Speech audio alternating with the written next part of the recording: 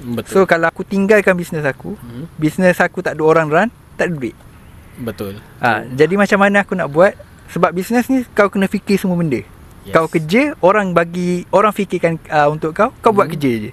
Ya, betul. Kau just proceed je kerja tu. So aku fikir macam mana aku nak bercuti, aku kerja dengan orang. Tapi at the same time aku dapat knowledge. Yes. Contoh kalau dulu aku lompat satu company media ni lah. Jual orang lah, basically jual orang ternama lah kan. So daripada situ aku tak pandai buat design-design yang komersial punya. Daripada situ aku dapat belajar. So kalau aku fikir, kalau aku pergi kelas, aku kena bayar.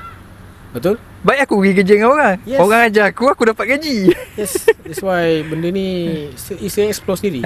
Self-explore. Kalau awak rajin, awak pula dah. Kalau kau nak belajar, kau kena explore. Betul. Itu yang apa macam ni?